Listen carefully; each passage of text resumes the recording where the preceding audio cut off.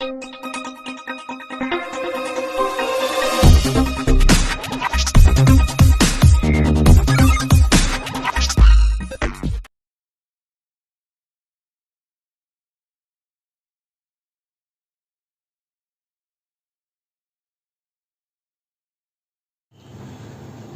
this is Veda from Web Trade Education.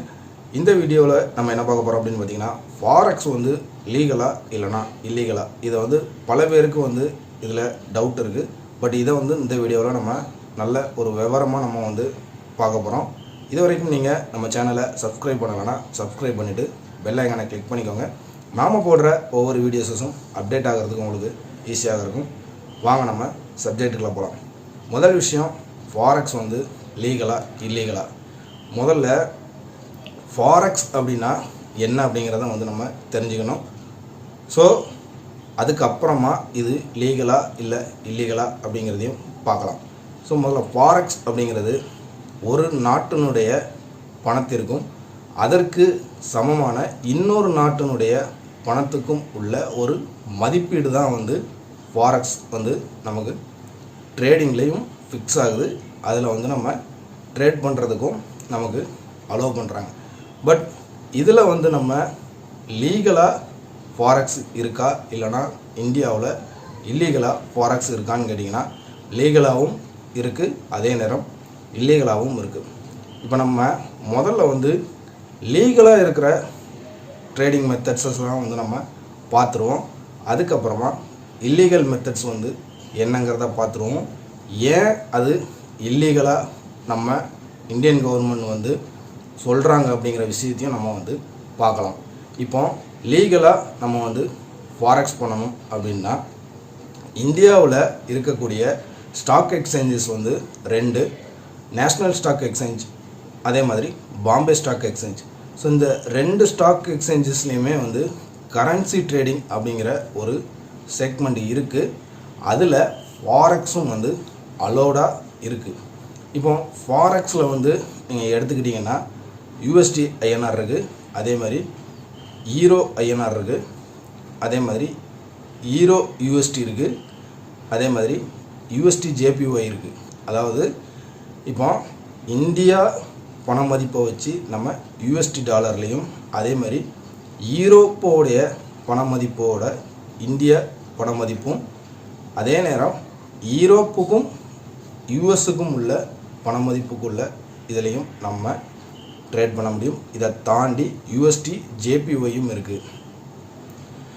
இது எல்லாமே உங்களுக்கு என்னன்னு கேட்டிங்கன்னா, ஸ்பாட் ப்ரைஸில் நம்மளால் ட்ரேட் பண்ண முடியுமான்னு கேட்டிங்கன்னா ட்ரேட் பண்ண முடியாது. இது வந்து ஃபியூச்சர் அண்ட் ஆப்ஷன்ஸாக தான் வந்து நமக்கு இந்தியன் மார்க்கெட்டால் நமக்கு ட்ரேட் பண்ண முடியும். அதுவும் என்எஸ்சி சிடிஎஸ்லையும் பிஎஸ்சி சிடிஎஸ்லையும் வந்து நம்ம பண்ணலாம்.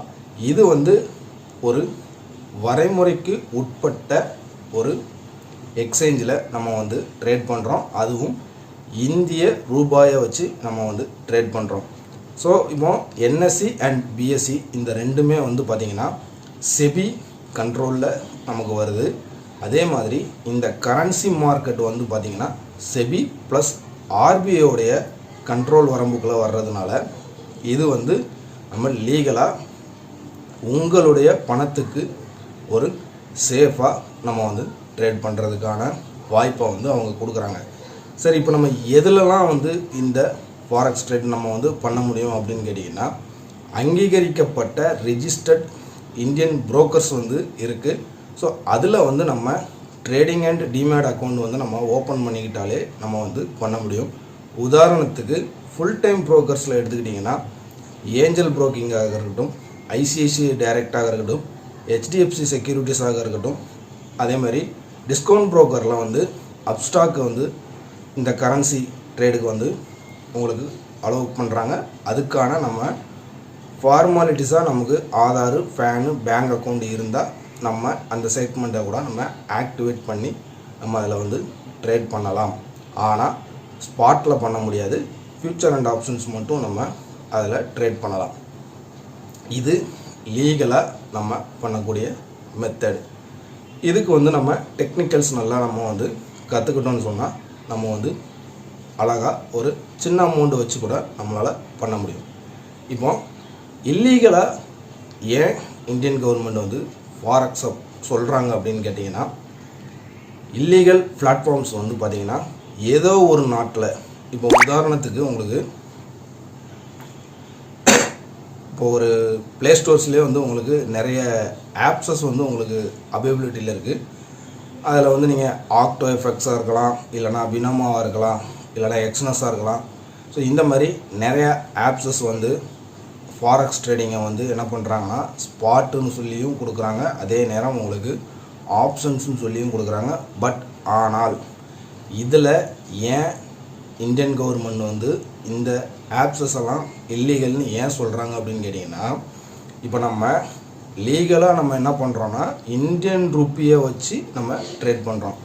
ஆனால் இந்த பர்டிகுலர் ஆப்ஸஸ்லாம் வந்து பார்த்திங்கன்னா இந்தியன் ருப்பியை நீங்கள் டைரெக்டாக நீங்கள் யூஸ் பண்ண முடியாது. அதுக்கு பதிலாக நீங்கள் அதை யூஎஸ்டியாக தான் நீங்கள் மாற்றி ஆகணும்.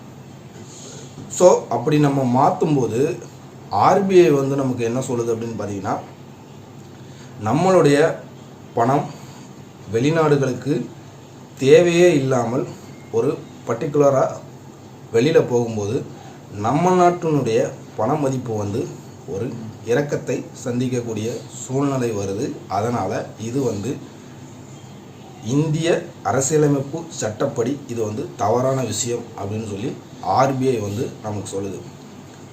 இப்போ அதே நேரம் நம்ம ட்ரேட் பண்ணக்கூடிய ஒரு ட்ரேடருக்கோ இல்லை ஒரு இன்வெஸ்ட்மெண்ட் பண்ணக்கூடிய ஒரு இன்வெஸ்டராக இருந்தாலும் உங்களுடைய பணத்திற்கு யார் வந்து பொறுப்பு அப்படிங்கிறது இந்த ஆண்ட்ராய்டு ஆப்ஸஸ்லேயோ இல்லைனா வெப்சைட்ஸ்லேயோ உங்களுக்கு கேரண்டி யாரும் கொடுக்க மாட்டாங்க. ஏன்னா ஏதோ ஒரு நாட்டில் ரிஜிஸ்டர்ட் பண்ணி ஏதோ ஒரு எக்ஸ்சேஞ்சில் வந்து உங்களுக்கு அந்த ட்ரேடை எக்ஸிக்யூட் பண்ணி கொடுக்கக்கூடிய அந்த ஆப் வந்து உங்களுக்கு உங்களுடைய பணத்துக்கான ஒரு பாதுகாப்பை உறுதிப்படுத்துறது கிடையாது.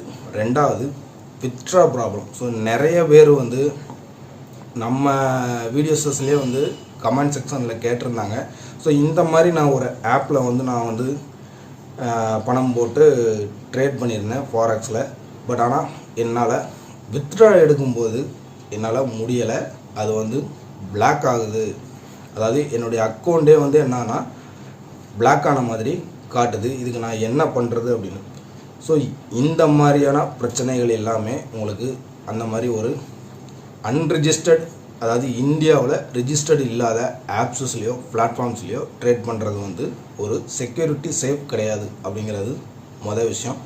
ரெண்டாவது ஆர்பிஐ சொல்கிற ரூல்ஸ் படி என்னன்னு கேட்டிங்கன்னா, இப்போ யூஎஸ்டியாக நீங்கள் வந்து டெபாசிட் பண்ணி யூஎஸ்டியாக நீங்கள் வித்ட்ரா பண்ணும்போது இதில் வந்து மணி லாண்ட்ரி ஒரு நடக்கிறதுக்கான அதிக சந்தர்ப்பங்கள் இருக்குது அப்படிங்கிறத வந்து இதில் வந்து அவங்க சொல்கிறாங்க. ஸோ அப்படி பண்ணினால், அதாவது ஒரு நாளைக்கு 10,000 ரூபாய் வந்து உங்களுக்கு பெனால்ட்டி போட்டு பண்ணுறதுக்கான வாய்ப்பும் ஆர்பிஐ கிட்ட அதுக்கான அதிகாரமும் இருக்குது. அதையும் மீறி ஒரு அதிகபட்சமான டிரான்சாக்ஷன் இருந்துருந்துச்சுன்னா 5 வருடம் ஜெயில் தண்டனை கொடுக்கறது கூடிய அதிகாரமும் வந்து ஆர்பிஐ கிட்ட இருக்குது.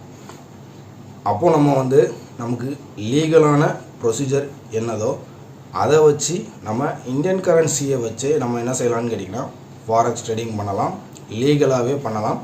அதுக்கான உங்களுக்கு நம்ம முதல்லே பார்த்த மாதிரி அதுக்கான பிளாட்ஃபார்ம்ஸும் இருக்குது, புரோக்கர்ஸும் இருக்காங்க. நம்ம அதுலேயே வந்து அந்த ட்ரேடை வந்து நம்ம பண்ணலாம். இதுக்காக நம்ம ஏதோ ஒரு நாட்டில் இருக்கக்கூடிய ஏதோ ஒரு பிளாட்ஃபார்முக்கு நம்ம போய் நம்ம பணத்துக்கு ஒரு செக்யூரிட்டி சேஃப் இல்லாமல் நம்ம அந்த ட்ரேட் பண்ணுறதுக்கு அதுக்கு சேஃபாக நம்ம வந்து ட்ரேட் பண்ணிட்டு போகிறது ஈஸியான ஒரு விஷயமா இருக்கும். இது சில பேருக்கு வந்து ஒரு ஹெல்ப்பாக இருக்கும்னு நினைக்கிறேன். இந்த வீடியோ உங்களுக்கு பிடிச்சிருந்துச்சுன்னா லைக் பண்ணுங்கள், நம்ம சேனலை சப்ஸ்கிரைப் பண்ணுங்கள். தேங்க்ஸ் ஃபார் த வாட்சிங்.